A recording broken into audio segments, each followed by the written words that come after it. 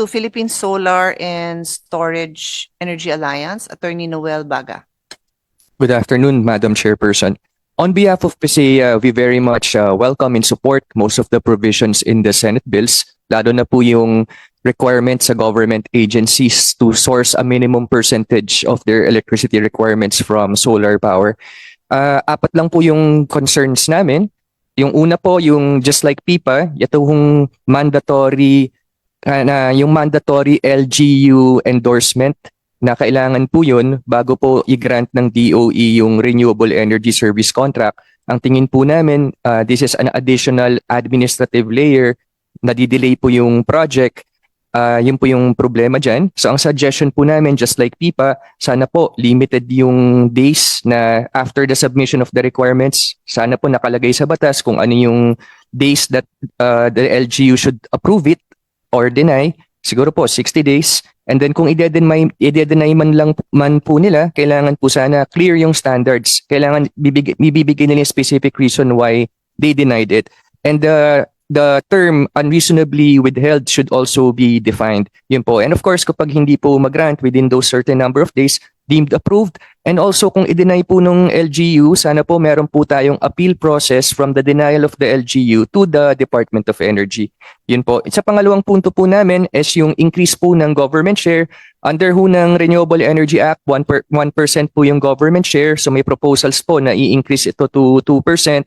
So deeply concerned po kami dito kasi mamahal po yung ating project cost, and at the same time, ipapass on din po to consumers itong increase na to, kaya tataas po ang presyo ng ating kuryente. Yung third point po namin, just like PIPA, dito po sa Senate bills natin, meron pong mga proposals for more public consultation sa LGU. So baka naman po ang suggestion po namin, pwedeng i-integrate ito pong mga public consultations na ito perhaps into one public consultation. And lastly, may proposals din po dito for variability in land assessment methodologies.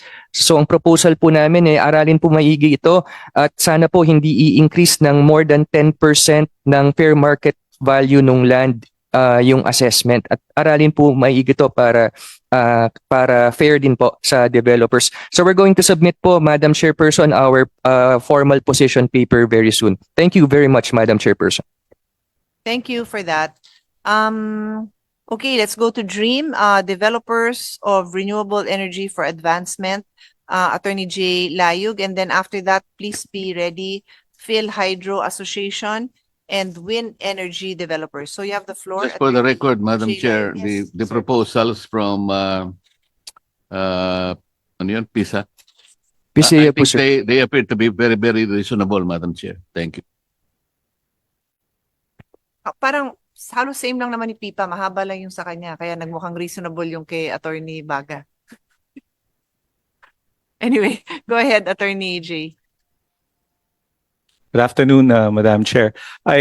Well, first point, we support the DOE and ERC on their comments on the solar rooftops for buildings.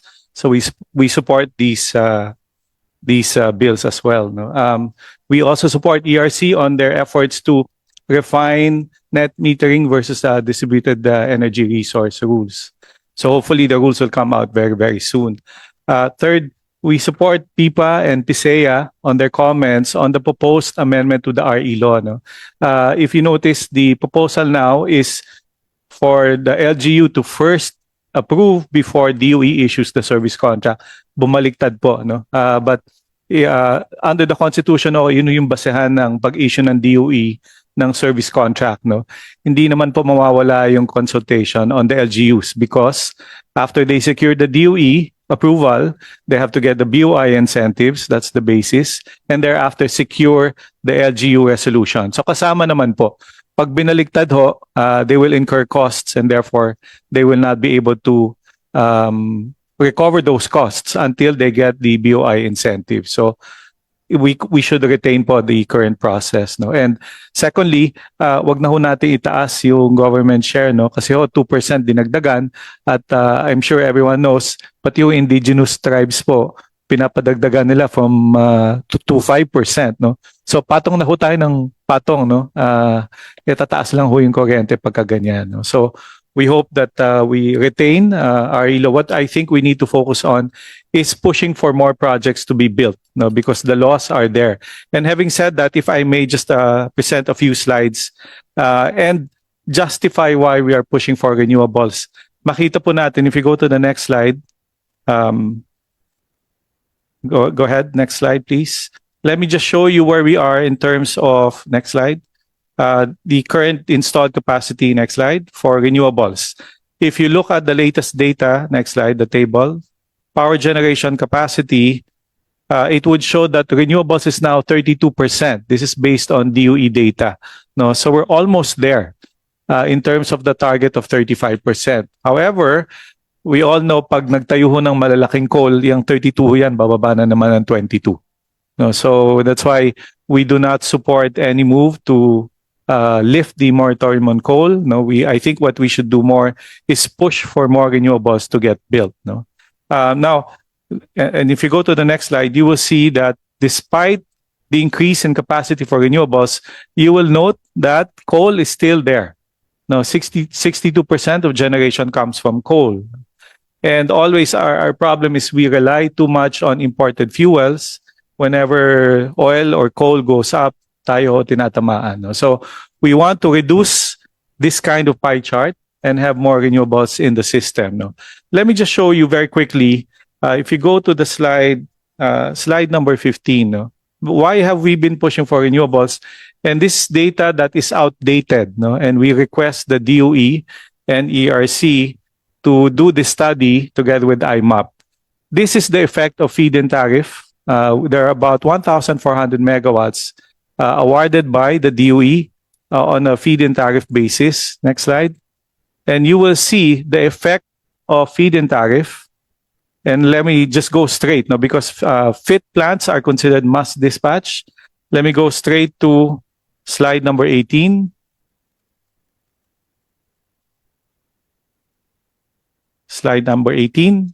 Here you go. Because of all your FIT plants and they are considered must dispatch, kita nyo ho na nakasave po tayo sa consumers ng 9.4 cents per kilowatt hour. No? And this is only as of 2020. If you recall, sumipa po yung presyo ng coal in 2022. No, where we hit, I think, about $400 per metric ton.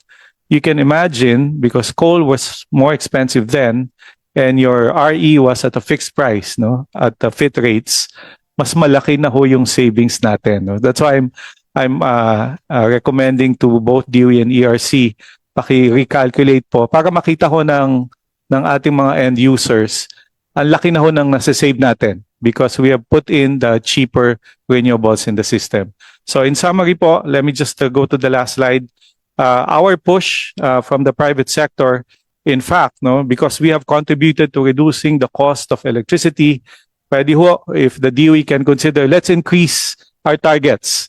Now, right now, we have a 35% target by 2030 and 50% by 2040. I think we can do better than that, given where we are on the cost. No, we fully support all the efforts to improve government processes, no, and reduce administrative problems, no. And perhaps po, no, we've been talking about solar rooftops. Maybe we can give incentives to the households. In other countries like Australia, yung mga bumibili ho ng solar rooftop, yung mga bahay ho may incentive sila in the form of tax credits. So pwede naman hong gawin natin. No? And of course, we support the DOE in all their auction programs. We just want to make sure that all the rules are uniform, no, without any distinction, to help ensure that we have more renewable energy projects going online. Thank you po. Madam Chair, gusto ko lang sanang tanungin si Attorney Jay. Just recognize the presence of Senator Padilla. Welcome. Maraming salamat po. Attorney, anong ibig sabihin ng DREAM? DREAM po is Developers of Renewable Energy for Advancement. Yung M po yung MENT. Pwede ba nating palitan ng DREAM come true? Well, actually, Madam Chair, once upon a time we called this DREAM. No? In 2019 when we launched DREAM, kasama po namin yung mga nakikita nyo sa government. And now we can say it has come true. Kasi Thank you. noong unang panahon, no, problema namin yan. Ngayon po, renewables is abound. No? And we're very happy that the government is very supportive. Thank you, Madam Chair. Madam Chair, opo, pwede po bang makasingit lang ng sandali lang? Opo. Attorney Layog, ako po nananahimik sa aking opisina at nakikinig po sa inyo. Ako po napababa dito sapagkat nabanggit niyo po yung ating mga katutubo, yung aming pong mga indigenous people. Gusto ko lamang pong tanungin, bakit po ba parang hirap na hirap kayo pagka pinag-uusapan, nadadagdagan yung nakukuha ng mga katutubo doon sa mga lupa nilang incentives na madalas hindi pa nabibigay? Parang sabi nyo pa, tataas ang kuryente dahil lumihingi itong mga katutubo ng dagdag sa lupa nila yun, boss. Kasasabi mo lang dito kanina, magbibigay kayo ng incentive dun sa mga maglalagay ng roof ng solar. Etong katutubo, hirap na hirap pa tayong tulungan yung katutubo natin, Atty. Layog.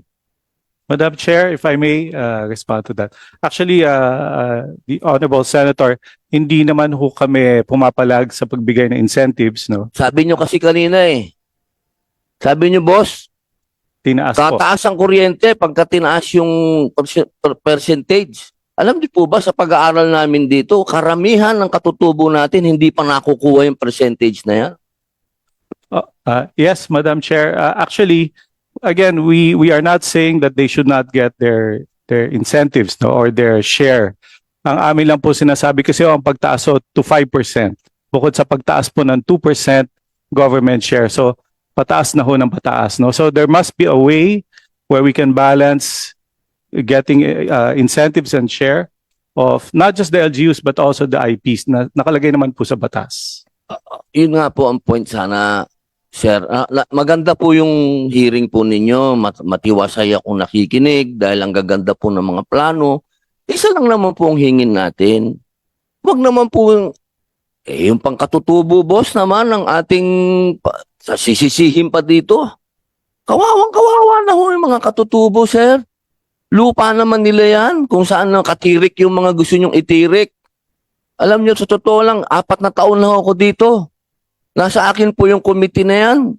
Ni 1% po, walang napupunta. Puro salita lang po tayo dito. Salita sa 2.5, 1%. Sasabihin, isisisi sa amin, wala naman yan dyan sa batas. Hindi naman yan nakalagay dyan sa IPRA. Sir, pakiusap lang po. Sana naman, magkaroon tayo ng puso doon sa mga taong nauna, sa mga sinaunang tao dito sa bayan natin. Hindi ko po kayo inaano, sir, ha? Ako po yung mapakaganda po ng presentasyon nyo. Sana lang po ma-rephrase natin minsan yung ating pananalita pagdating po sa mga katutubo. Dahil kung sino po dapat ang unang makinabang dito, sir, nakikiusap po ako. Bilang inyong kapatid, ay nakikiusap po ako kung sinong unang dapat makinabang dito sa lahat ng ito, yung mga katutubo, sir. Yun lamang po, sir. Wala naman po akong ano. Maraming salamat po, Chair. Madam Chair, pandagdag lang sa sinasabi ni Senator Robin. Nakikita ko po yung kanyang posisyon. Kapag nabanggit po kasi yung tungkol sa mga katutubo at sasabihin natin ito yung makakadagdag doon sa konsumo, final consumption o final price na babayaran po ng ating mga kababayan. Kailangan po ma-explain nating mabuti na yung ibinayad, halimbawa sa lupa ng katutubo, gaano ba yung kanyang porsyento sa share ng total cost? Kasi halimbawa, ito po, para makaproduce tayo ng isang 1 kilowatt hour, napakarami pong cost factors yan . Pagka tiningnan mo po yung ibinayad nyo sa katutubo, 0.0001 lang naman yun . So hindi sa gaanong malaki at wag natin sa sigurong i-float o i-bloat na parang ito yung naging sanhi kung bakit ganong kataas. Alam natin na malit na bahagi yun . Kumbaga fixed cost yun . Na ang pinakamalaki pong konsumo, yun po yung mga variable cost. Na yan po yung ina-address natin, lalong-lalo na po sa mga malaking generation and distribution utilities. Siguro ang kanyang panig lang ay wag nating gagawin parang yun ang pinakabatayan na parang tataas. Alam niya at alam ko po hindi po yun. Sapagkat pag kinonsumo na, pag kinuwenta natin, maliit lang na talaga na fixed cost yun. Yun po ang kanyang palagay ko yung gusto niyang sabihin. Salamat po, Madam Chair. Madam Chair, if I may. Yes, Madam Chair, personally I support giving incentives and share to the IPs. No, in fact, when I was in the DOE, that's what we did. We went down to the IPs, kinausap po nila namin, dinala ho namin ang project developers at sinabihan ho namin ng mga developers, tulungan nyo po at may mga programs po. No? Under the current setup po, there's a 1% government share in all RE projects. 60% of that goes to the national government. Yun po yung dapat ini-implement, no, ng national government, and part of that should be given to the IP. So we fully support po. We're not opposing that, no. Kaya ho, we will have to defer to DOE on how they will spend, no, the government share, no. Yung 40% po napupunta sa LGUs.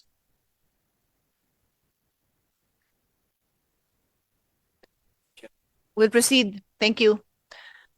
So let's go on to our next resource person, and that would be PhilHydro Association, Mr. Francis Joel Zaire. Good morning, Madam Chair. PhilHydro supports the six bills, namely 457, 702, 1635, 10061, 1087, 1234. These are RE for government offices, facilities, solar rooftop adoption for all, as well as net metering enhancement and strengthening, especially on the removal of the 100 kilowatt cap. And as for SB 1087, which is amending the RE Act and the LGU Code of 1991, we support the wisdom on the RE development and support the LGUs as highlighted. However, we have some reservations and concerns, which is very similar to what PIPA, PISEA, and DREAM have said. I'll just like to point two points, no, to expound on that. First, of course, is dun sa pagkuha ng LGU endorsement prior to a service contract. So we felt this is an additional bottleneck, no. Masaya na po sana kami sa sa EBOS, which is of course being executed by DOE. So we believe there is a time for that LGU endorsement, and hopefully it's not at the time during the service contract application as explained by Attorney J. Layo. Secondly is on the increase from 1% to 2% on the LGU share. Kami po sa Hydro, kami po ay isa sa, until now, kami po ang may pinakamataas na investment cost. Nasa between $3 to $6 million per megawatt pa rin po kami. Mataas po ang upfront cost namin. So these are really kailangan po mapag-aralan kasi ito ay dagdag po sana na lumalabas na pampabigat dun sa investment side, lalo na po sa Hydro. Tawag dito, yung mahaba po kasi talaga ang, especially sa Hydro, mahaba din po ang investment, mahaba din po ang time to invest. So on top of that, na-highlight po na kaka-increase lang po ni DOE from 1 centavo to 3 centavos yung ER1-94. And to be honest with that, all the previous developers whose plans are already running as of this moment, madadagdag po yun, no? Yung additional to. Hindi po yun naipasok sa mga financial models ng mga previous developers. However, we respect that because inflation ang po talaga ang reason, and that was way back 1990s po. So, but then again, hindi po lahat ng RE projects are masagana, contrary to what the notion is. RE projects are based on feasibility studies na mayroong mga technical, administrative at socio-economic or components. Meron pong mga unforeseen na minsan hindi po talaga nasusunod yung mga forecasted generation namin. So, of course, that is unfortunate, but then again, sugal po ang pagpasok sa RE. And lastly, on a good note naman, we appreciate the provision on security measures for infrastructure security and fiscal policy. Yung pagsuporta ng mandato na ang PNP at saka ang AFP ay tutugon sa pagdepensa sa ating mga RE facilities, sa mga power facilities. We really appreciate that, and if that is passed, then we appreciate for that position. Thank you, Madam Chair.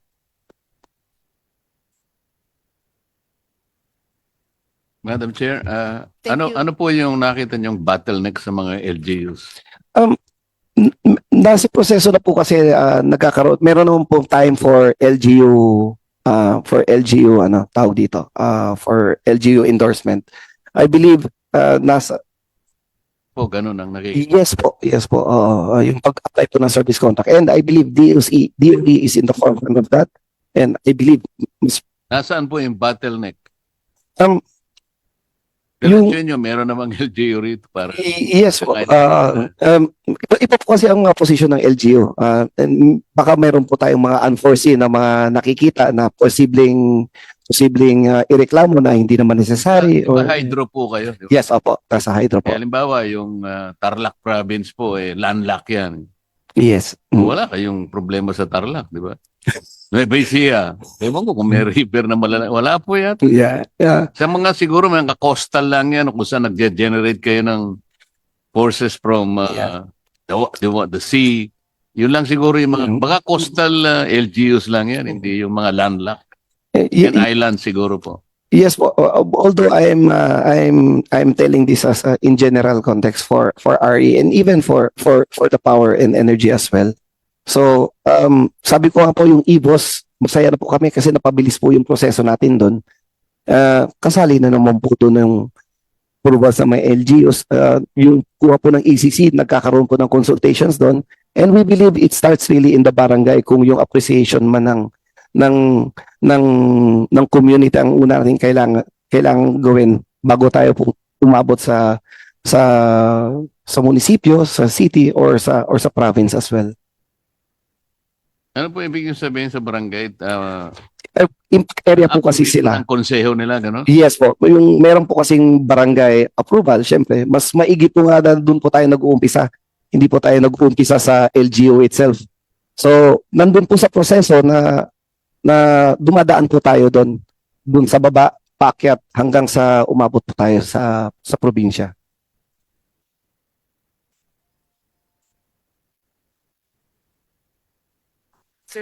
Okay.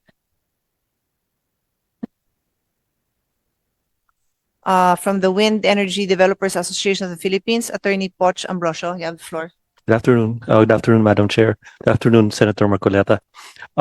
We expressed our support likewise for the bills that are in front of us today, especially the bills for net metering and adoption of government adoption of solar rooftops, which will accelerate RE. And we would also like to second the comments of Dream, especially with those with respect to the amendments to the RE law. The difficulty with being last is that there's not much more to say, but I'd like to amplify the matter of the LGU. The LGU, sirs, it is actually very much central to the development of the project. Not only do you have to get their endorsement at the outset, but you have to establish and maintain a strong, harmonious relationship with it throughout the 20 or 25 years of the project. So it is in every interest of the developer to start out well, continue well, and end well with the LGU, because that's where you are. You are in a host community, and as a guest of the host community, you have to be a gracious guest. So we just like to say that the endorsement prior to the issuance of a service contract may not be necessary, because the engagement with the LGU happens all throughout the process of the life cycle of the project up to the very end. And then, of course, the matter of the increasing the government share, I think might go contrary to the objective to increase the development of renewable energy in the Philippines.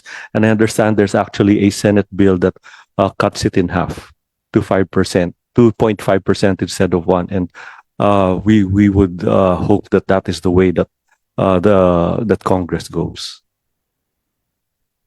Thank you. Madam Chair, I think we have heard enough. Alam ko po, pag pinag-uusapan natin renewable energy, please educate me, pero sa pagtansya ko, it's 90% technical, 10% administrative. Yung sinasabi po ninyo kanina na hydro, kung makikipag-engage pa kayo sa, let's say, sa barangay, yung barangay po, karaniwan wala namang engineer yan. Naiintindihan po ba kaya nila yung technicality and the complexity involved in your project, your operation? So, it could be a waste of time kasi sa ngayon po, most of the barangays, except siguro yung mga Class A municipalities, baka they are equipped with technical people, pero pangkaraniwan po wala eh. So why would, Madam Chair, the developers, for example, would still engage with the barangay official? But hindi po dun sa munisipyo na or the city na nandun po yung mga technical, sipatawag na lang po siguro yung barangay kapitan para kahit papano kahalo siya dun sa discussion para ma-abbreviate po natin siguro yung ang daming layers pala. Hindi po ba kasama yung mga barangay tanod? Well, Mr. Chair, hindi naman po parang purely barangay lang ang umpisa, no? Of course, meron po tayong mga unofficial na mga like for example, immersion na are these projects acceptable to a certain community, the municipality or the province? So, aware naman po ang lahat. Ang sinasabi ko lang is in fact, pag nakikipag-usap po tayo sa barangay, we want them assured that they are aware and capable of the technical things that we have been saying for the longest time, no, na and in fact yung batting, to be honest, Mr. Chair, yung batting average po ng hydro when it comes to service contract to development is sobrang babang na po, nasa mga 5 to 10% lang. Kung nakikita po natin ang service contracts ng hydropower sa DOE is I think nasa 500 to 600. Wala po sa 100 ang na-develop na po. At marami nga pong mga problema like coming in between na pag nagko-construct ka natitigil na po, no. Yun nga po yung mga unforeseen. Going back dun sa barangay or sa munisipyo or sa province, informed naman po sila. At in fact, ang LGU nga po ang nagtutulak ng nagsasabi sa association and in investment forums. Alam ang mga LGUs po nag-i-endorse po, may ilog kami dito, may lawa kami dito. Pwede kayo magtayo ng hydro dito, pwede kayo mag-pump storage dito. At in fact, minsan doon nga po kami nag-uumpisa, doon namin nalalaman na gusto nila ng ganong project po. Doon nga po ako nagtataka kung ba't meron kayong bottleneck sa LGU. Pangkaraniwan po, alam ba, kung ako kapitan, siguro, i-welcome ko po kasi development po yun sa aking lugar eh. Maaring may pangako niyo pa o yung dahil ikaw ang host, yung barangay hall ninyo, fully air condition kami na po magbibigay. Parang gano'n, hindi ko po makita ba't nagiging bottleneck po yung mga barangay. Mr. Chair, service contract application pa lang po ang pinag-uusapan kasi. So, dun sa service contract application, wala pa nga po tayong feasibility study, mag-uumpisa pa lang po tayo. So,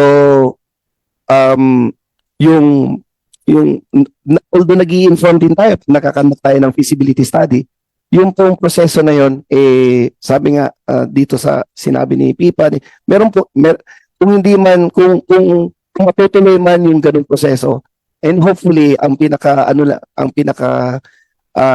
na lang namin is mapabilis po siya. Kasi, What kind of assistance do you usually receive from government agencies? Kasi installers kayo, developers kayo. Kunwari, is DOE offering assistance or the local governments are offering assistance to you? Kasi po, pampalaki. Ito yung program natin eh. By 2030, by 2040, we should be at least 35 to 40% renewable dependent na tayo.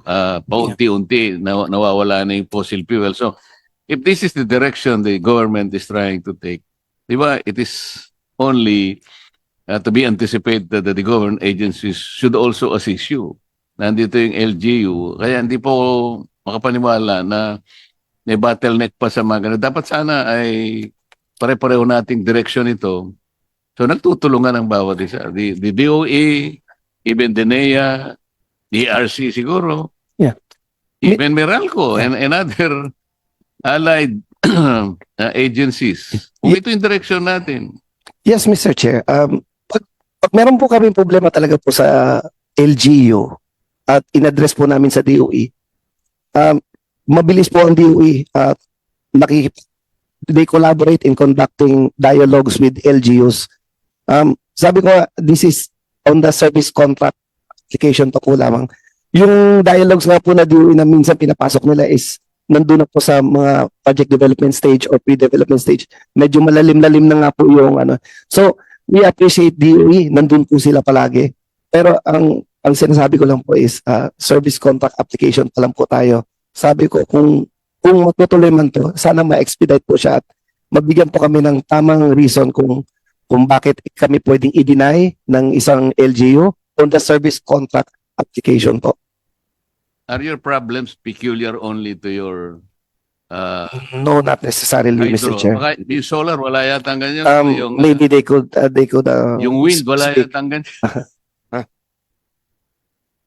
Meron din naman po. We all have our share of these concerns, and just to amplify on what Francis said, we have to go as low as granular as the barangay, because that's where the project will actually stand. The wind turbine will be there, the river will be there, or the solar farms will be there. So we have to start sa barangay to get their acceptance of the project. Huwag And we po kayo explain. magalala, ang ating chairperson ng committee ay malakas po ang kanyang pananaw dito at very passionate siya rito. Palagay ko, ma-overcome po natin ang lahat ng mga problema na inyong binibigay sa atin. We will address that in proper time. Thank you, Madam Chair. So I'd like to thank everyone for your presence today.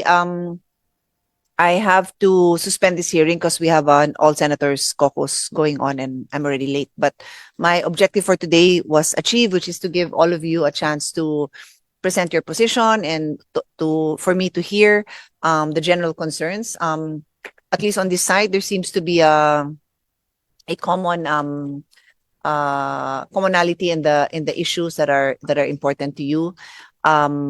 Of course, we're always grateful for the government agencies for the work that you do, for also having an open mind, hearing the different concerns and perspectives. So kindly await our notice. We might be ready to step into a TWG, but you are always welcome, both government representatives and the private sector, to reach out to my staff if you have concerns that you want to elaborate on.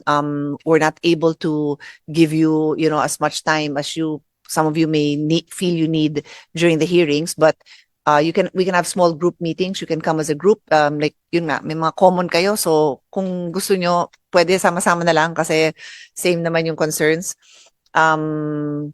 And my team also be ready because they may reach out for some clarification so that before we go into the TWG, we at least can already, kumbaga sa kaso we already can identify our, what do you call that? Parang nag-pre-trial.